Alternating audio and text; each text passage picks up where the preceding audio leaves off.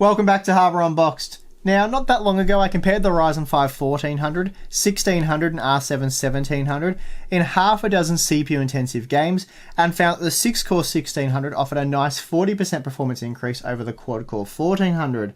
That said though, the 8-core 1700 was just 3% faster than the 1600, so it seemed quite clear for those building a new high-end desktop gaming rig, the R5 1600 was the sweet spot with its 6 cores and 12 threads. Those findings had many viewers that were more interested in building an Intel system asking if they should buy the Core i7-7700K, which is a quad-core processor, or the new 6-core 7800X.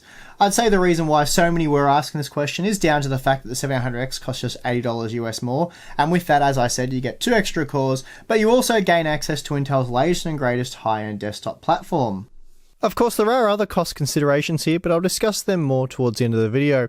So before we jump to the benchmark results, here is a quick look at how the two Intel CPUs compare on paper. As you can see, the 7700K has a clear clock speed advantage out of the box. That said, I will be overclocking both CPUs. Perhaps the biggest difference seen here is the cache design. The 7800X features 6 times more level 2 cache, but only about the same amount of level 3 cache. Of course, the 7800X also packs 50% more cores, and with that, the TDP has been increased by a little over 50%. So to test these two processors out in terms of gaming performance, we have 30 games in total, all of which were tested using the GeForce GTX 1080 Ti on both the Core i7-7800X and 7700K. The 7800X was configured with 32GB of DDR4 3200 memory in quad channel, while the 7700K was armed with 16GB of dual channel memory. For comparison, we tested both processors stock, so that is to say in their out-of-the-box configuration, as well as an overclock configuration. The 7700K has no trouble hitting 4.9 GHz, so that's where we've tested it, and the 7800X was fairly comfortable at 4.7 GHz. Okay, that's pretty much everything, so let's jump into the results. First up, we have World of Tanks. Not a particularly demanding game, but I'm pretty much throwing everything we normally test at these CPUs. Here we see that out of the box, the 7700K is 9% faster than the 700X. Not a huge margin though, and it was surprising to find that when overclocked, the 6-core CPU still couldn't match the 7700K. Anyway, this isn't a CPU-intensive game, as I said, and since we are pushing over 100 FPS at all times, the margins are somewhat irrelevant. Grand Theft Auto 5 is often used for testing CPU performance, and here we find some unexpected results. Comparing the minimum result, we see that the 7700K is a massive 30% faster than the 7800X. Overclocking reduced that margin to 18%, but still, given that there is just a 4% difference in clock speed once overclocked, this is a huge win for the quad-core CPU. Again, when overclocked, the 7800X is still slower than the stock 7700K, 10% slower in fact when comparing the minimum frame rate. Since PlayerUnknown's Battlegrounds is such a popular title right now, I thought, why not throw it into the mix? So that's exactly what I've done. If you're playing with a dual-core or lower-end quad-core processor, for example, and things aren't going that well, don't bother spending big by investing in the 7800X. According to my testing, you will see almost 30% more performance when using the 7700K. The Witcher 3 is often talked about for being a very CPU-intensive game, and to a degree it is. That said, the 7700K is more than capable of getting the most out of the 1080 Ti in this title, and here we see much the same performance across the board. The section I used to test Rise of the Tomb Raider features varied environments. Out in the open, frame rates are quite low, while indoors we see them rise much higher. Anyway, what is important to note here is that overclocking made little difference to the performance of the 7800X, while I suspect the 7700K was probably able to get the most out of the 1080 Ti. Again, the 7700K was the superior processor in this title, offering just shy of 20% more performance. Regrettably, I decided to test Ashes of the Singularity out using the max quality settings, or the crazy preset as they call it, and that was a bit of a mistake as the GTX 1080 Ti became the primary bottleneck here. That said, with well over 60 FPS at all times, that's certainly more than you need to play this intensive real-time strategy game. Now, these results are very, very interesting for a few reasons. First of all, the 6-core CPU gets absolutely blasted by the slightly higher clocked quad-core. Now, you might be thinking, these results don't look right, and I have to say, I'm with you on that one.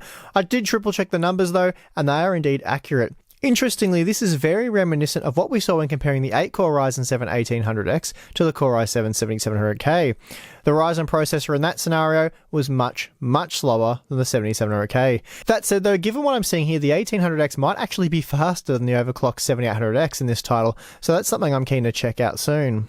The Division's a game that we found to be very GPU bound in the past, and as I said, this is a 30 game comparison, so it was just thrown in to see if there was anything unusual going on here, like what we saw in Cry Primal. As you can see though, there isn't, so let's move on. Hitman's a game that's proven to be quite demanding and can take advantage of 6-core CPUs. That said, the 7700K is by far the more superior CPU in this title, offering 30% more performance than the 7800X. Interestingly, once again, overclocking the 7800X doesn't really help close up the gap. We weren't seeing any kind of throttling issues. I was on the lookout for those using hardware monitor, and yeah, it was running at the advertised 4.7 GHz the whole time. Moving on, Quantum Break is another primarily GPU-bound title. That said though, so is Cry Primal, and we saw some odd results there. Anyway, here the 7700K and 7800X provide similar performance. Okay, so you got 12 threads, no worries, Overwatch will put them to good use. Even so, the 7800X isn't able to pull ahead of the 7700K in this title. The margins were similar, but once again the quad-core was consistently faster. I never actually include Doom in any of my CPU benchmarks, and I always get attacked by AMD fanboys for excluding it. Apparently as a Vulkan-based game it should be included. I'm not sure why that is, but as you can see the 200 FPS frame cap kicks in pretty early here with the 1080 Ti, making this a rather pointless test. That said though, at least this time we do see some decent performance gains from the overclocked 7800X. Oddly, here is another game where the 7800X is much slower than the 7700K, and yet overclocking doesn't help close the margin. I can't really explain why that is, maybe someone watching has a theory. The 7700K doesn't gain any extra performance either, but I would have just assumed at this point we were running into a GPU bottleneck. Mirror's Edge Catalyst is another game that's primarily GPU bound, at least using the ultra quality settings at 1080p with the GTX 1080 Ti. So not much else to say here, other than the fact that both CPUs enabled exceptional performance. F1 2016 is often found giving low to mid-range CPUs a really hard time, and while it can take advantage of a 6-core CPU, the 7700K is just so fast as it is, the 7800X isn't able to capitalise. I would have expected Deus Ex Mankind Divided to throw up some results that look very GPU limited, though surprisingly the 7700K is noticeably faster, especially when looking at the minimums. Overclocked still offered 7% more performance than the 7800X. Battlefield 1 was tested on the outskirts of an active 64-player map. It's a little easier to replicate the results here. Anyway, the 7700K was again clearly faster, the margins weren't huge, but the quad-core always served up the best results. Once upon a time, Mafia III murdered all quad-cores like a ruthless gangster. These days though, it's a lot more mellow, and it's happy to get along with all types of CPUs. In fact, it's now more favourable when it comes to quad-cores, and like most games, prefers those megahertz. Gears of War 4 throws up some unexpected results. Here the 7700K was 20% faster when comparing the minimum frame rate, and 16% faster once both CPUs are overclocked. Another clear win here for the aging quad-core. Titanfall 2 has never really given us anything other than GPU-bound results, and here nothing changes. Both CPUs push the GTX 1080 Ti to in excess of 130 FPS at all times. Testing Civilization 6 using DirectX 12, you might expect it to favour the 6-core CPU. At least, I know I did anyway. Yet we find quite the opposite here. Again, I went back and reconfirmed these results on both systems, as they just didn't seem right. Turns out they are though, and we find another game where the 7700K offers almost 30% more performance than the 7800X. Dishonored 2 favours the quad-core CPU by a 12% margin when comparing the minimum frame rate, and we see much the same when comparing the average frame rate as well. The 7700K is clearly the fastest CPU for this title. Watch Dogs 2 is a heavy CPU user, and here the 7800X is able to roughly match the 7700K, not something we've seen in all the CPU-intensive games tested so far. Testing with Resident Evil 7, we see that the 7800X does trail the 7700K by a 7% margin when stock, but once overclocked both processors deliver similar performance, and presumably we are getting the most out of the GTX 1080 Ti here. For Honor is a heavily GPU-bound title, and we see that again here.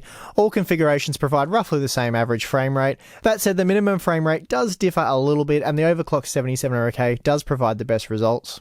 Wildlands is another heavily GPU-bound game, so the margins are quite close, but the 7700K was able to deliver a few extra frames.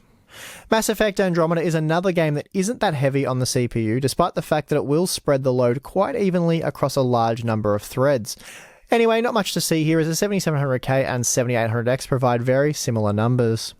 Yet another head scratcher. This time it's Dawn of War 3 that provides the puzzling results. The 7700K was 45% faster out of the box, and the margin remained much the same once overclocked.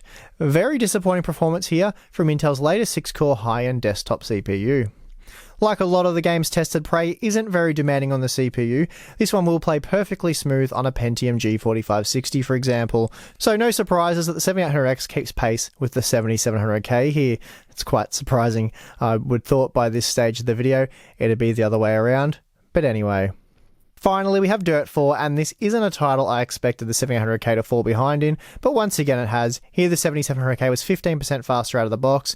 We again see another example where overclocking the 7800X doesn't really improve performance. Prior to any overclocking, the 7800X consumed just 6% more power than the 7700K, and these figures are based on the average consumption recorded in 6 of the games tested. So the 7800X certainly isn't being fully utilised here. I would expect to see slightly higher power consumption. With both CPUs overclocked, the 7800X now consumes 13% more power. Again, not a huge difference. It is interesting to note though that while the 7800X often didn't see much in the way of added performance from the overclock, it did still increase power consumption by 16%. Alright, so some very mixed results seen in the games tested, and without even tallying them up, it's quite clear that the Core i7-7800X was rather underwhelming. The 7700K clearly seems to be the best option for gamers, and well, perhaps this is why we have the 7740X. Yeah, nah, that CPU still makes no sense. Okay, so out of the box, before we do any tinkering, the 7700K was on average 11% faster than the 7800X across the 30 games tested for the minimum frame rate. Then overclock, that margin was reduced to 9%, and summing up all 30 games this way, the 7800X doesn't actually look that bad, despite being slower overall. Here is a look at all the games side by side. The average figure is a little different here, and this is down to the way that the figures are rounded. Anyway, the 7700K was 13% faster at the stock clock speeds when comparing the minimum performance in all the games tested.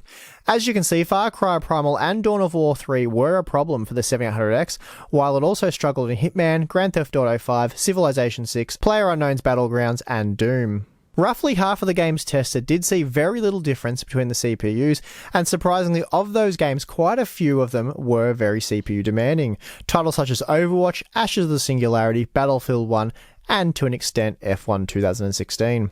For those of you that are going to drop a comment below saying that games such as Cities Skylines, Arma 3 and Planet Coaster, for example, should have been included as they are very CPU demanding, I'm just going to quickly note that no, they're not.